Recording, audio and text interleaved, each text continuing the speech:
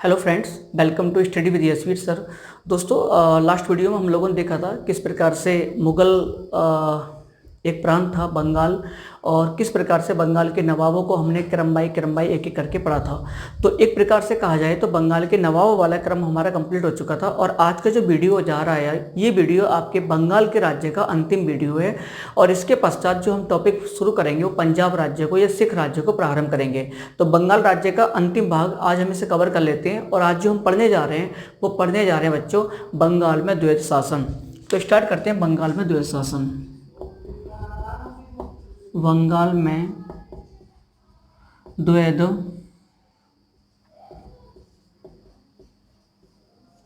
द्वैत शासन। ठीक है, तो आज का हमारा टॉपिक बंगाल में द्वैत शासन या ड्यूअल एडमिनिस्ट्रेशन इन बंगाल। ठीक है, तो इस टॉपिक को समझने से पहले थोड़ा सा बेसिक मैं आपको समझाऊं तो आपको ये टॉपिक बेहतर समझ में आएगा।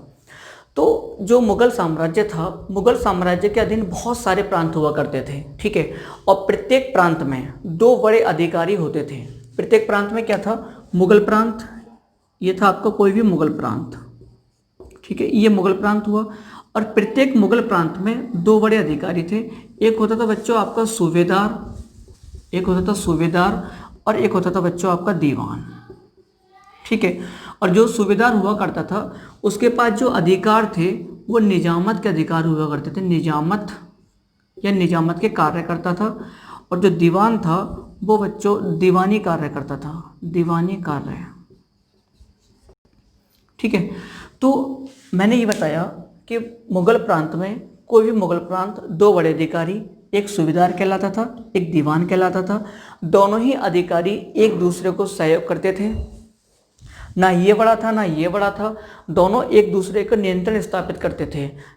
सूबेदार दीवान पर कंट्रोल करता था और दीवान आपका सूबेदार पर कंट्रोल करता था।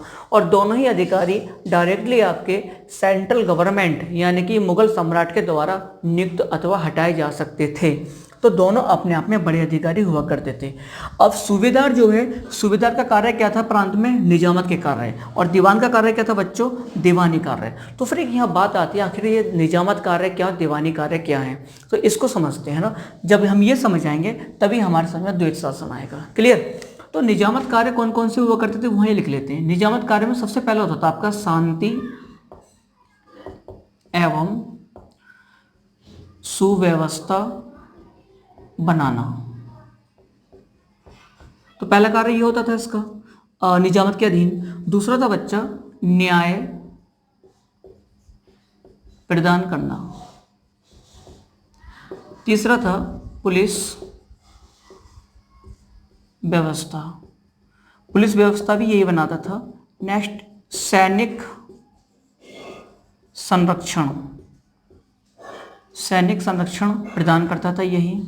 ठीक है, और इसके अतिरिक्त जो भी निजामत से संबंधित कानून होते थे, निजामत यह एक प्रकार से कहा जाए फौजदारी, समझते हैं आप? फौजदारी मामले भी ये देखता था,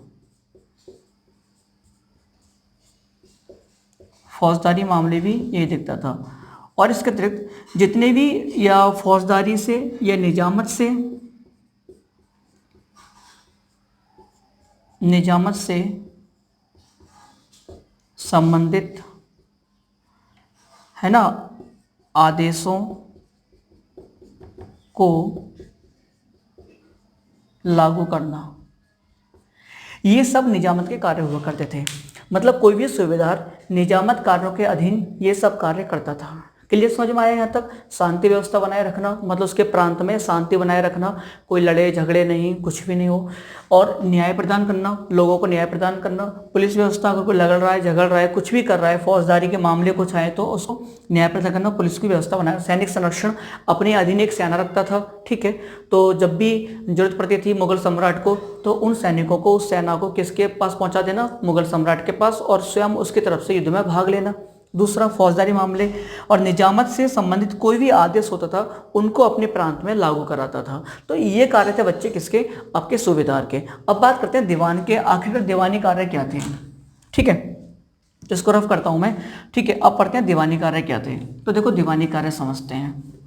दीवानी कार्य में बस प्रमुख यही था कि अगर मैं कहूँ तो एक प्रकार से मालगुजारी कहो अथवा कर प्रणाली कहो, आप माल गुजारी अथवा कर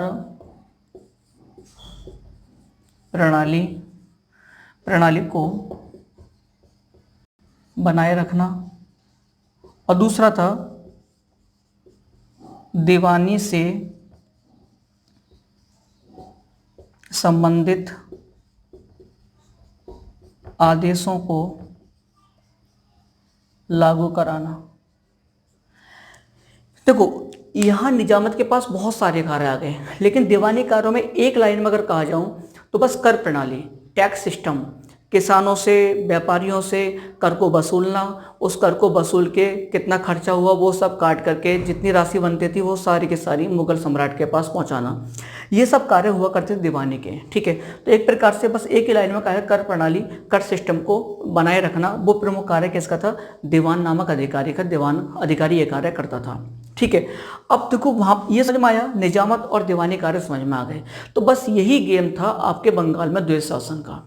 ठीक है, अब हुआ क्या, मैंने आपको लास्ट वीडियो में बताया था कि जब आपकी इलाहाबाद की प्रथम संधि हुई थी, तो इलाहाबाद की प्रथम संधि के अनुसार बंगाल, बिहार और ओडिशा, इन 3 क्षेत्रों के दीवानी अधिकार दे दिए गए थे बच्चे किसको?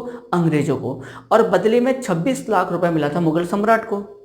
साथ ही साथ 53 लाख रुपए में निजामत के अधिकार भी अंग्रेजों को प्राप्त हो गए थे। ठीक है, यहाँ तक बात समझ में आई। अब जब आपका मीर जाफर की मृत्यु हुई 65 में, फरवरी 1765 में जब मीर जाफर की मृत्यु हो गई, उसके पश्चात उसका बेटा कौन था? नजमुद्दौला, जो कल मैंने आपको बताया था। तो नजमुद्दौला क्या बना? अब बंगाल का नवाब बना।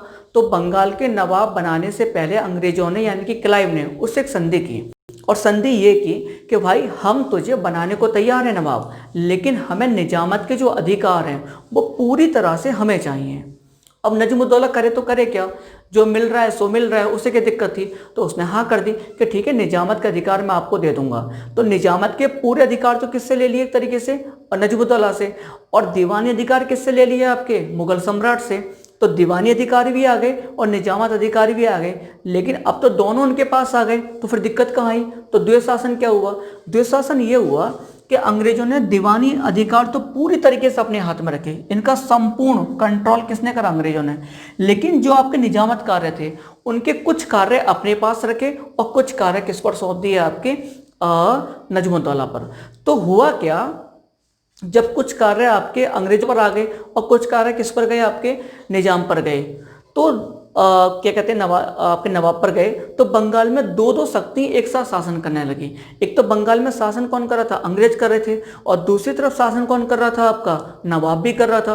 तो ये कहलाया द्वैत शासन। मैं समझाता हूँ दोबारा से एक बार कैसे। ठीक है, यहाँ तक समझ गए मेरी बात को? ठीक है, देखो दीवानी अधिकार तो आप समझ गए। दीवानी अधिकार का मतलब कर सिस्टम का, कर प्रणाली का पूरा अंग्रेजों ने क्या करा? कंट्रोल करा। तो अंग्रेजों ने द्वैत शासन में 2 काम करे। एक तो था आपका दीवानी अधिकार, दीवानी अधिकार।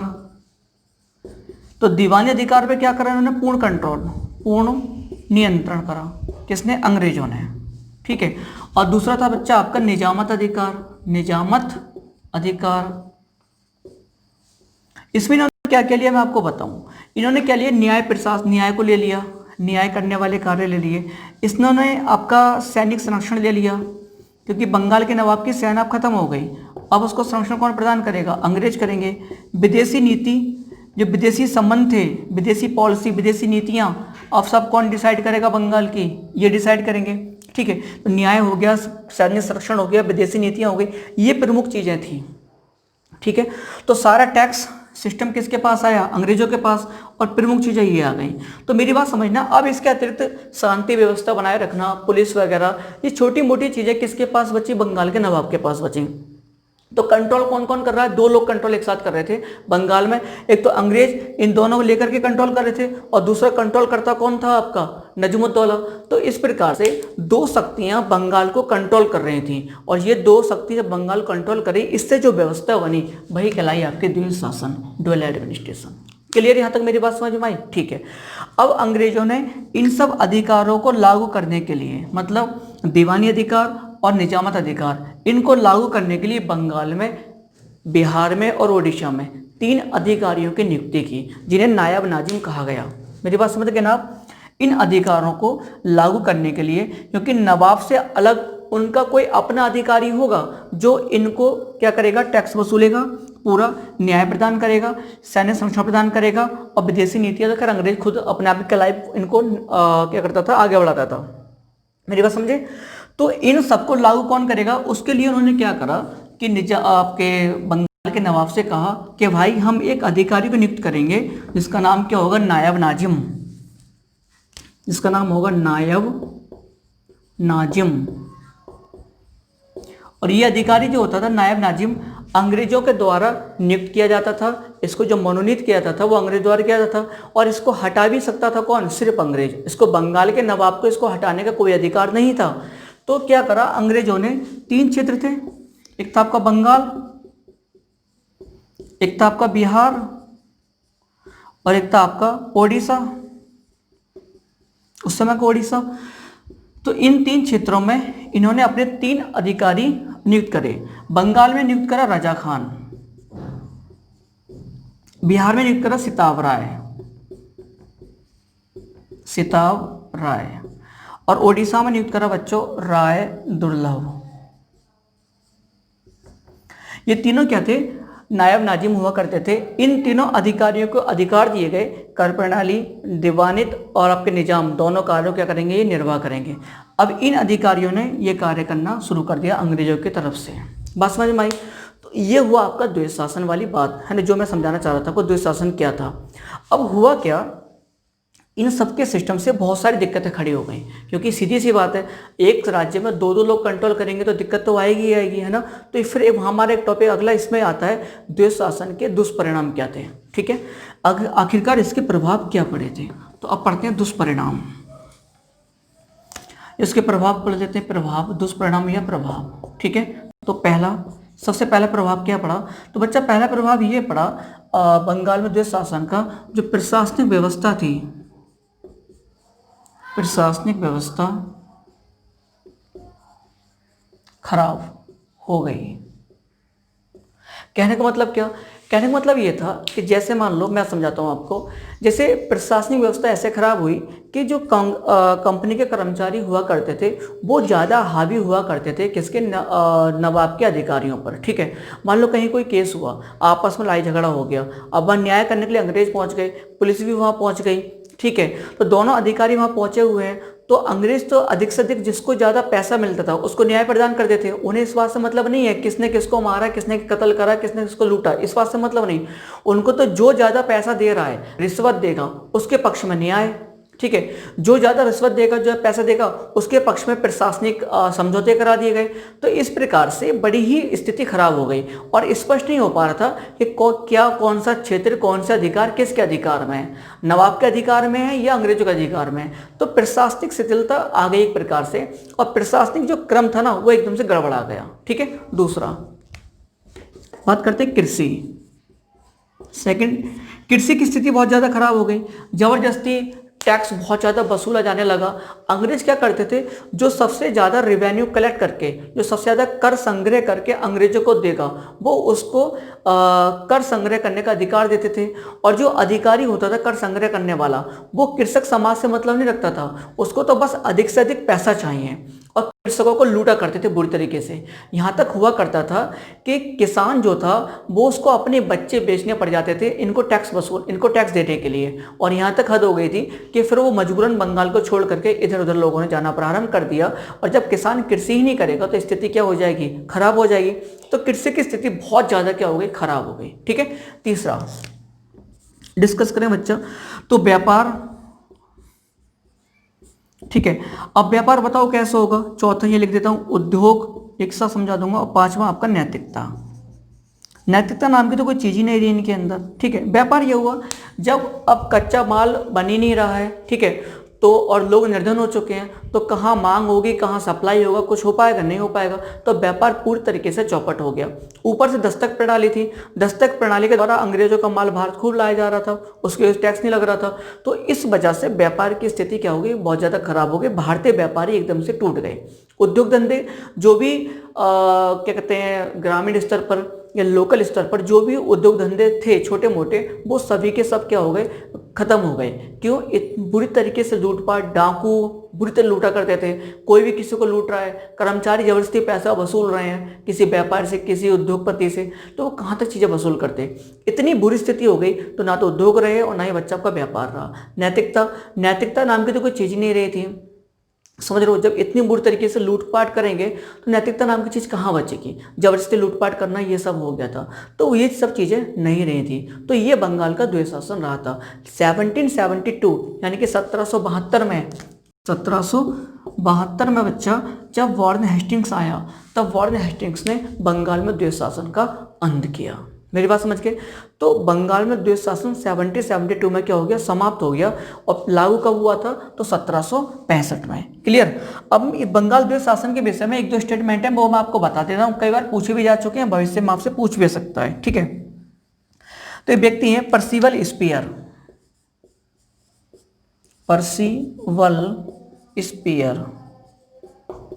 पर्सिवल स्पीयर ने एक स्टेटमेंट दिया था। इन्होंने कहा था कि जो बंगाल में द्वैत शासन था वो बेशर्मी का तथा लूट का समय था, है ना। बेशर्मी और लूट का काल किसने कहा है?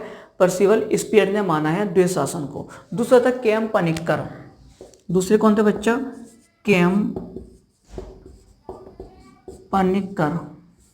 इन्होंने द्वैत शासन को, है ना, बंगाल में द्वैत शासन को डाकुओं का काल कहा है। ठीक है? तो ये दो स्टेटमेंट पूछे जाते हैं। केएम पनिक्कर, द्वैत शासन बंगाल में डाकुओं का काल था। ठीक है? ये किसने कहा था? केएम पनिक्कर ने कहा था। तो ये हुआ हमारा बंगाल में द्वैत शासन। अब यहाँ पर बात आती है क्लाइव की। बस ये क्लाइव और कंप्लीट होगा तो हमारा टॉपिक समाप्त हो जाएगा। अब क्लाइव की बात करते हैं थोड़ा सा क्लाइव के बारे में। ये तो आप जानते हो, एक क्लाइव जो भर्ती हुआ था कंपनी में, मात्र एक क्लर्क के रूप में भर्ती हुआ था, है ना। एक क्लर्क के रूप में भर्ती हुआ, छोटा सा अधिकारी था, एक छोटा निम्न स्तर कर्मचारी था क्लर्क, उसके तौर पर भर्ती हुआ था। और भर्ती होकर के बंगाल का गवर्नर बन बैठा। तो वो अपनी योग्यता से ही तो वहाँ तक पहुँचा था। ठीक है? तो अब बंगाल में इतने सारे कार्य किए उसने, तो कुछ सुधारात्मक कार्य भी किए थे। तो हमें वही पढ़ना है कि बंगाल में क्लाइव द्वारा किए गए सुधार, वो इसी का पार्ट है, इससे अलग नहीं है। क्लियर? क्योंकि क्लाइव में बहुत सारे कार्य किए थे, उनमें से प्रमुख कार्य हम यहाँ पढ़ लेते हैं और हमारा टॉपिक इस प्रकार से फ्री बच्चा कवर हो जाएगा। ठीक है? तो पहले ये कार्य करा था, मैं उनको ऐसे ही आपको समझा दे रहा हूँ। लिखना क्या है आप उसको नोट्स में लिख लेना, मेंटेन करके एक एक पॉइंट बनाकर मैं समझा दूंगा। तो पहला कार्य उसने ये करा था बंगाल में कि जो भी बंगाल में आपका कंपनी के कर्मचारी हुआ करते थे, कंपनी के जो कर्मचारी थे, तो कंपनी के कर्मचारियों की निजी भेंट तथा उपहार, वह उपहार समझते हैं गिफ्ट वगैरह, तो किसी से भी निजी भेंट और उपहार वो प्राप्त नहीं कर सकते थे। अगर मान लो कोई अधिकारी है, अगर वो किसी से कोई गिफ्ट ले लेता है, तो हो सकता है गिफ्ट देने का पर्पस दूसरे का ये हो कि वो उससे अपना कोई कार्य कराना चाह रहा है। तो इस प्रकार से क्लाइव ने सबसे पहले ये करा कि क्या करा कि कंपनी के कर्मचारियों को निजी भेंट और उपहार लेने पर रोक लगा दी कि वो किसी से भी उपहार वगैरह नहीं लेंगे।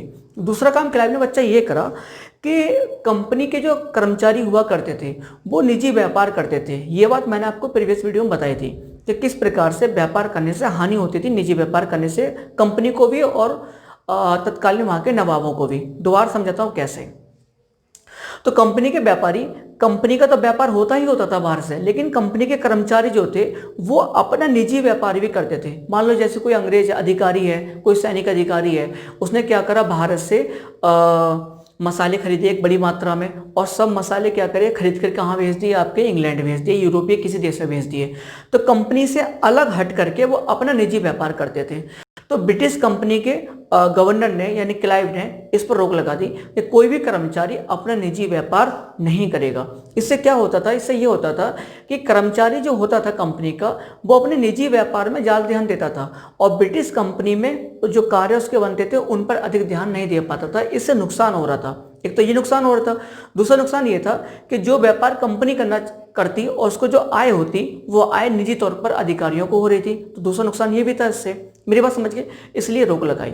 जब उसने रोक लगा दी तो तीसरी बात यहाँ आती है, अब तीसरा पॉइंट आपका आ रहा है। इनके रोक लगाने से क्या हुआ, हानि हुई किसको, कंपनी के कर्मचारियों को। तो उसने क्या करी, पूर्ति के लिए एक संस्था की स्थापना करी और वो कहलाई आपकी सोसाइटी फॉर ट्रेड, अर्थात व्यापार समिति। तो व्यापार समिति की स्थापना क्लाइव द्वारा, तीसरा पॉइंट हो गया अब आपका व्यापार समिति की स्थापना। ठीक है? तो इसकी 1765 में क्लाइव ने इसकी स्थापना कर दी। अब व्यापार समिति क्या थी?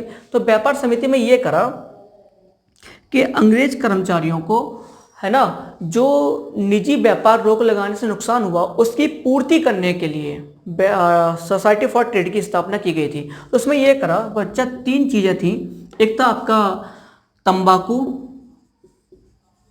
एक था आपका एक तंबाकू था आपका, एक था आपका नमक, और एक था बच्चा आपका सुपारी।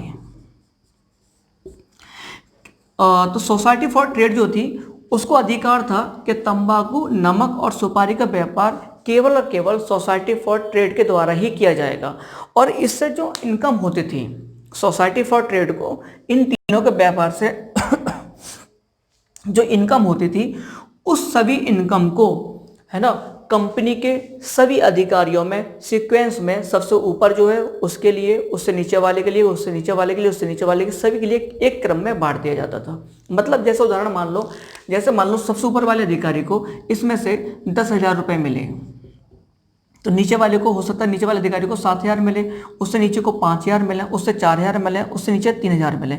इस प्रकार से 2,000, 1,000, इस प्रकार से जितना भी लाभ होता था वो अधिकारी के पद के अनुसार सभी में डिवाइड कर दिया जाता था। लेकिन फाइनली ये इसका सोसाइटी फॉर ट्रेड चल नहीं पाई थी और आगे चल के इसको रोक लगा दी गई थी। 1768 में इसको बंद कर दिया गया था। ठीक है, जब कोर्ट ऑफ डायरेक्टर्स ने इसको मना कर दिया इसके लिए, तो इसको बंद कर दिया गया। क्लियर? नेक्स्ट आगे बढ़े, चलो ठीक है, 3 हो गए। अगला पॉइंट पढ़ते हैं। चौथा पॉइंट क्या था?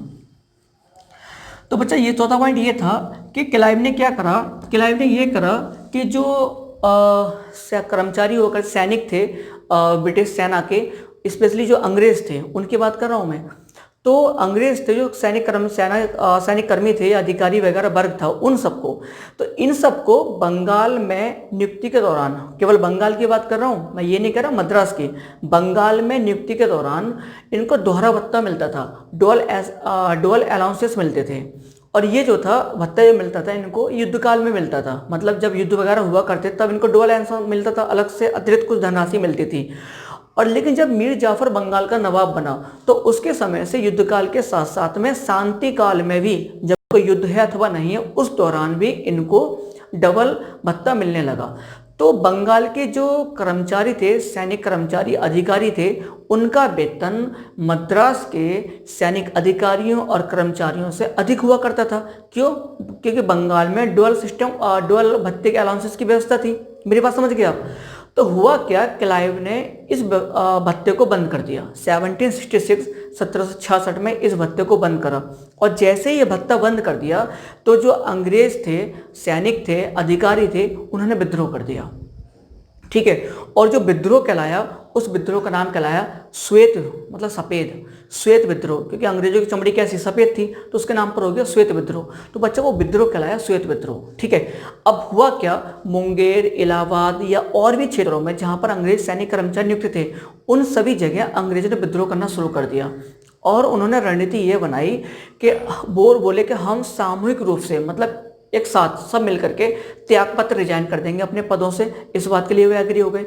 जगह जगह उन्होंने प्रदर्शन करना शुरू कर दिया। और इसी दौरान 1760 के आसपास में है ना, हुआ क्या था कि क्लाइव को डर था मराठों के आक्रमण का।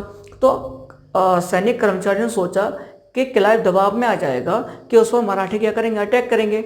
लेकिन क्लाइव ने इस परिस्थिति का अच्छे से सामना किया। उसने क्या करा, जिसने भी रिजाइन करा सबके रिजाइन ले लिए, 2 रिजाइन कोई बात नहीं है, आप जाओ यहाँ सर्विस से। ठीक है, दूसरा उसने काम ये करा कि उसने मद्रास से सैनिक अधिकारियों को बुला लिया बंगाल में कार्य करने के लिए। तो इस पर, और जो भी नेता थे इस विद्रोह के, श्वेत विद्रोह के जो भी नेता थे, उन सबको बंदी बना लिया। ठीक है, तो इस प्रकार से विद्रोह क्या हुआ बच्चों, दबा दिया गया। तो यहाँ पर पूछा भी जाता है कई बार कि आपका श्वेत विद्रोह किसके समय हुआ था। कई बार एग्जाम में पूछा जाएगा श्वेत विद्रोह किसके समय हुआ था, आपको पता होना चाहिए क्लाइव के समय में। तो ये श्वेत विद्रोह था। तो इस प्रकार से इसने कुछ सुधारात्मक कार्य भी किए थे जो फाइनली रहे थे। ठीक है, अब बात करें आगे।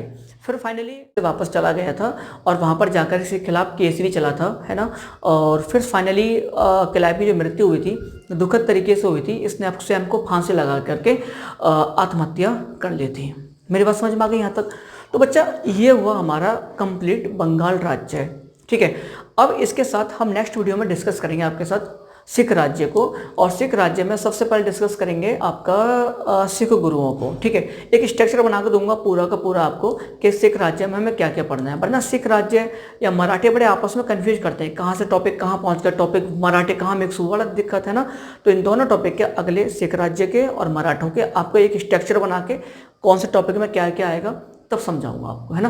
अच्छे से आई होप समझ में आ जाएगा। चलो फिर, है ना। तो मिलते हैं हम नेक्स्ट वीडियो में एक नए टॉपिक के साथ, सिख राज्य के साथ। ठीक है, तब तक क्या करो, आप वीडियो को लाइक कर दीजिए, है ना, और वीडियो को शेयर कर दीजिएगा। और कमेंट आप लोग पता नहीं क्यों करते हो, कमेंट तो कीजिए, कम से कम अधिक से अधिक आप कमेंट भी कीजिए। ठीक है, चलो मिलते हैं नेक्स्ट वीडियो के साथ। ओके, धन्यवाद।